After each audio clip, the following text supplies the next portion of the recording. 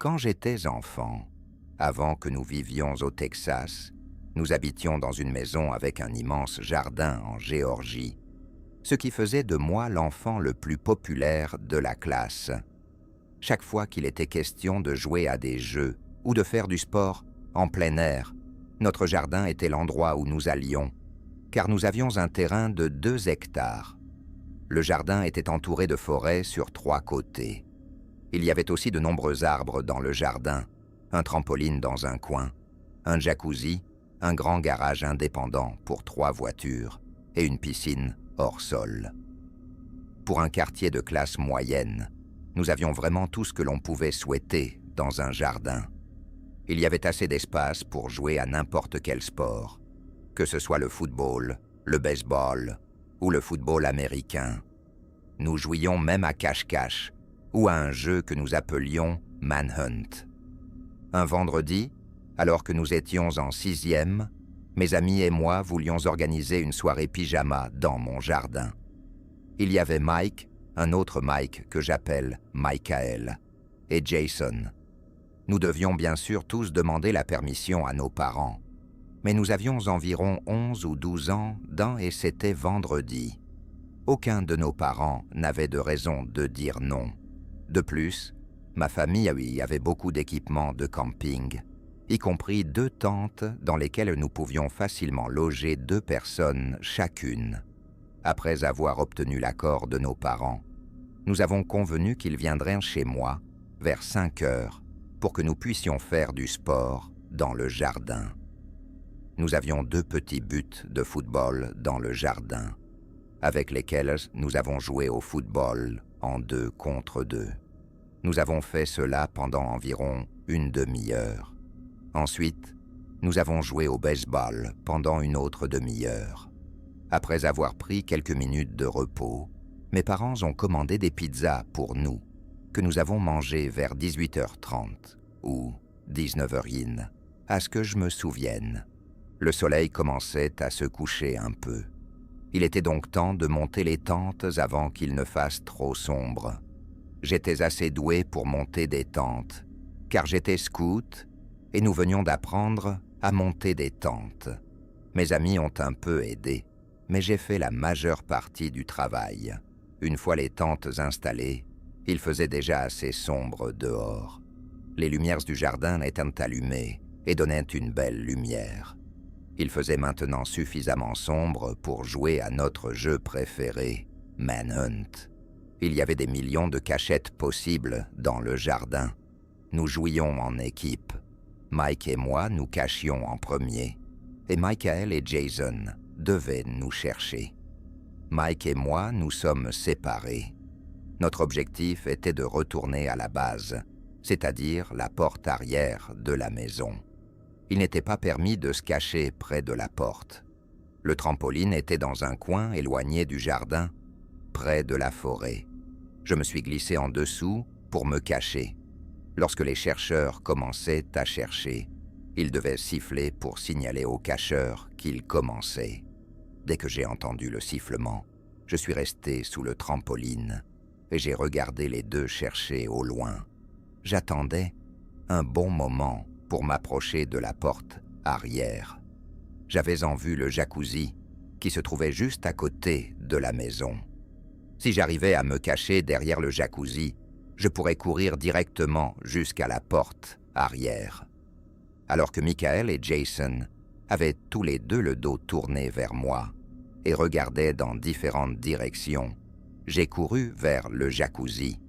Juste au moment où je me cachais derrière, j'ai entendu l'une des poubelles du côté de la maison presque se renverser. Et ensuite, la lumière du détecteur de mouvement s'est allumée sur le côté. Le jacuzzi était à cet angle de la maison, mais il n'aurait pas pu déclencher la lumière. J'ai jeté un coup d'œil autour du coin vers le jardin latéral et j'ai vu une grande personne en vêtements sombres se diriger rapidement vers la forêt avant de disparaître dans les bois. Ce n'était pas mon père. J'ai couru vers mes amis et interrompu le jeu pour en parler à mon père. Nous sommes sortis et avons cherché quelques minutes dans la forêt. puis avons vérifié la rue pour des voitures inhabituelles. Rien. Il a dit que nous devrions dormir à l'intérieur ce soir-là, ce qui nous a bien sûr déçus. Nous sommes rentrés et avons joué à un jeu sur ma PlayStation. J'ai décrit à mes amis ce que j'avais vu. Juste un grand gars qui s'en allait vers la forêt, sur le côté de la maison après avoir apparemment presque renversé l'une de nos poubelles. Nous avons pensé à simplement retourner dehors et dormir dans les tentes déjà montées. Et de toute façon, quelles étaient les chances que cette personne soit toujours là dehors? Après avoir terminé notre jeu, nous sommes sortis discrètement pour ne pas réveiller mon père. Ce n'était pas que nous voulions cacher le fait que nous étions à nouveau dehors, mais nous ne voulions pas non plus le rendre public. Chacun de nous avait un sac de couchage. Mike et moi partagions une tente, tandis que Michael et Jason partageaient l'autre. Après un moment de plaisanterie et de cris entre les tentes, nous sommes devenus plus calmes et avons essayé de dormir. Je n'étais pas encore endormi, mais il semblait que Mike l'était. J'ai commencé à entendre des pas dans l'herbe à proximité, se rapprochant de la tente, puis la fermeture éclair de la tente s'est ouverte. J'ai levé les yeux et j'ai vu mon père regarder dans la tente. Il a dit « Que faites-vous ici dehors ?» Je lui ai répondu quelque chose comme « Il voulait m'endormir ici dehors, alors nous sommes revenus. » Puis j'ai regardé de plus près et j'ai réalisé que ce n'était pas mon père, mais un parfait inconnu qui avait à peu près l'âge de mon père. Il semblait qu'il voulait entrer quand j'ai commencé à crier comme une petite fille.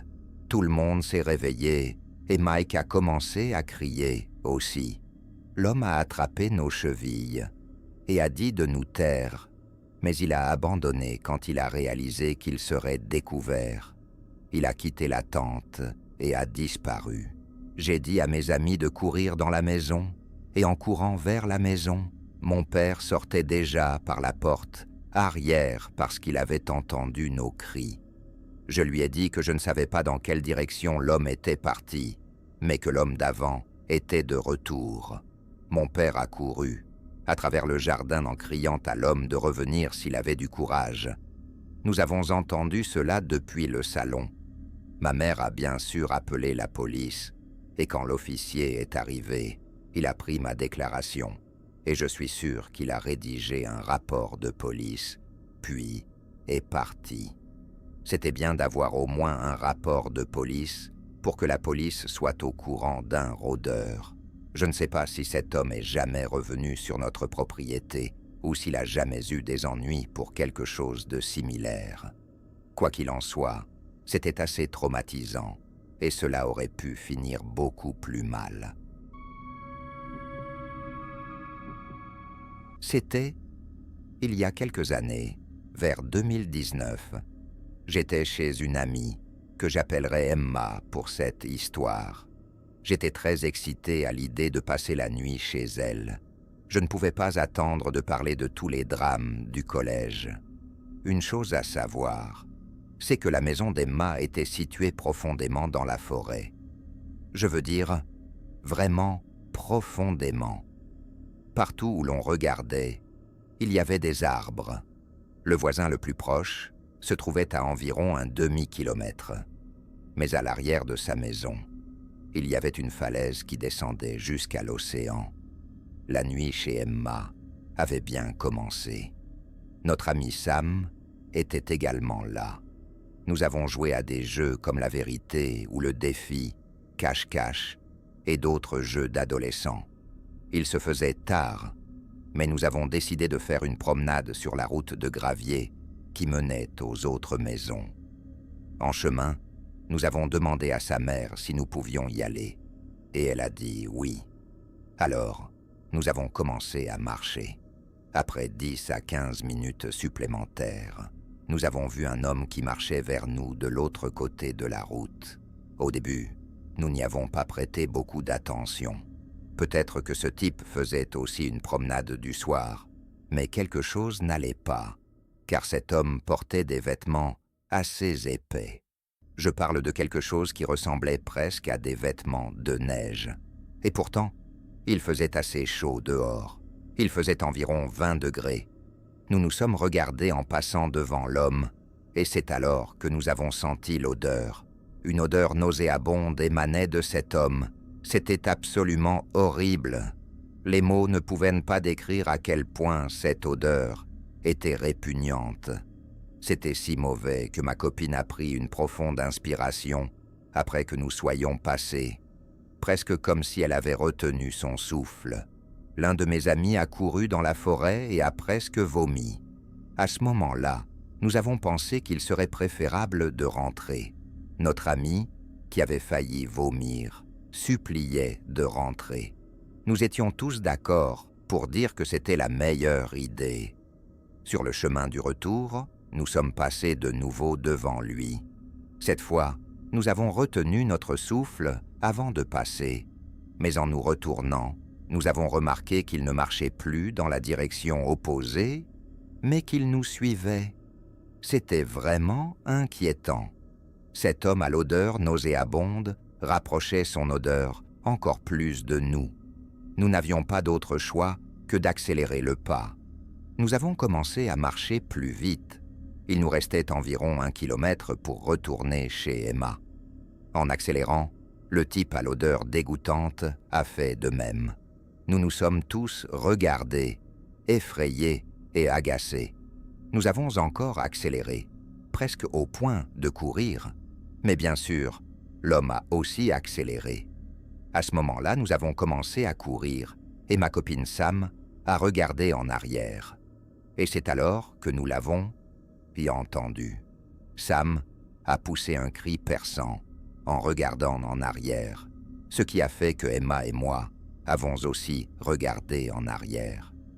Et ce que nous avons vu me terrifie encore aujourd'hui. Cet homme courait à toute vitesse vers nous.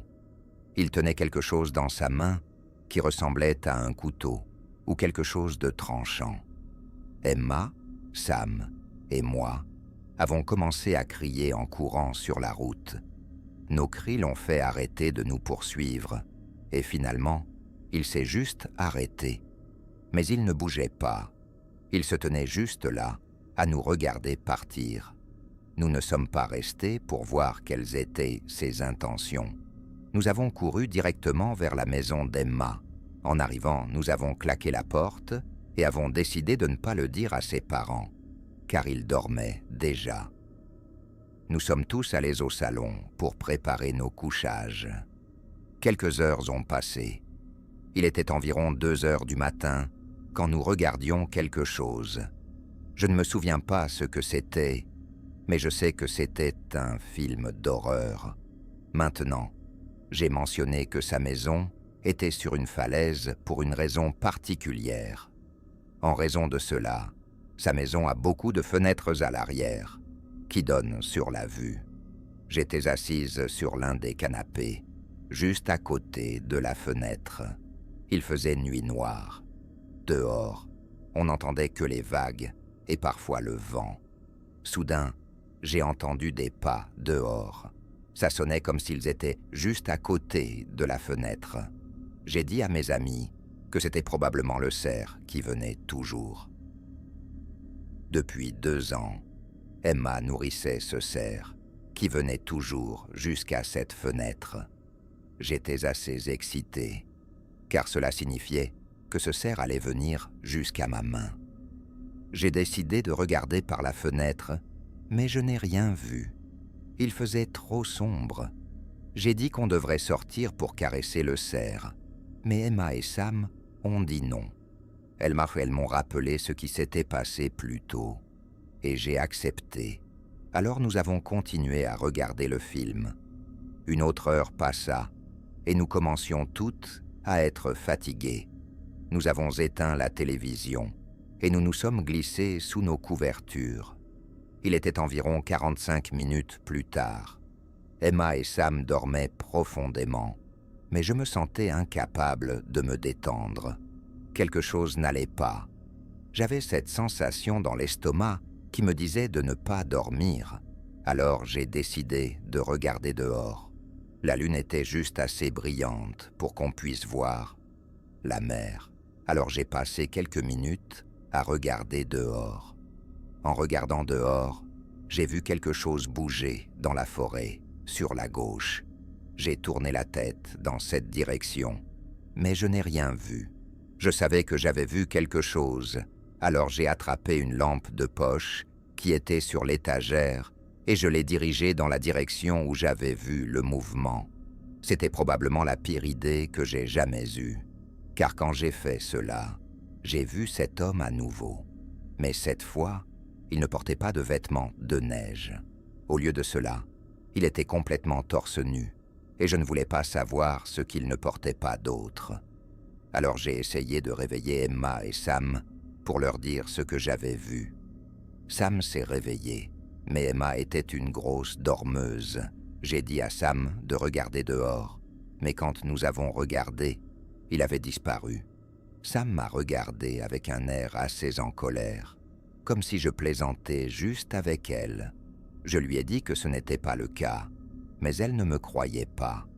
Elle est retournée au lit, et je suis resté allongé là. Il était maintenant environ 4h30 du matin. Il faisait encore noir dehors. Je n'ai pas du tout dormi. Je sentais que je m'endormais quand j'ai entendu un coup à la porte. J'ai presque sauté du canapé en l'entendant. Je savais que je ne devais pas ouvrir, mais ma curiosité m'a submergé. Je suis allé à la porte et j'ai regardé par le judas, mais je n'ai rien vu. Ma tête devait me jouer des tours. Je suis retourné sur le canapé et j'ai tiré ma couverture sur ma tête. Finalement, je me suis endormi, mais je me suis réveillé vers 5h du matin. Quelque chose n'allait pas.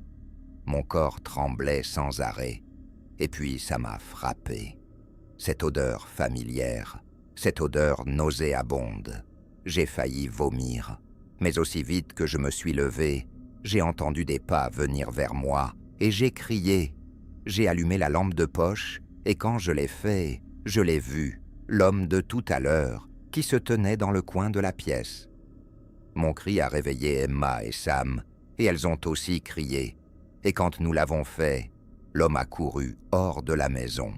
La mère et le père d'Emma sont descendus en courant. Et après leur avoir tout raconté, la mère d'Emma a appelé la police. Le père d'Emma est sorti avec un fusil de chasse pour voir s'il pouvait trouver l'homme. Après l'arrivée de la police et avoir pris nos dépositions, je suis rentré chez moi. Mes parents ne m'ont pas dit grand-chose. Quand je suis rentré, ils m'ont serré dans leurs bras, ce qui a semblé durer des heures. Et à partir de ce moment, je n'ai plus été autorisé à participer à des soirées pyjama. Ce n'est que maintenant, des années plus tard, que je réalise à quel point tout cela était grave. La police a finalement trouvé l'homme, et dans la vieille cabane, où nous nous mettions au défi d'entrer, il y avait 5 corps, et cette odeur sur le corps de l'homme était celle de la chair en décomposition. Et si les choses ne s'étaient pas passées comme elles l'ont fait, mes amis et moi aurions fini dans cette cabane.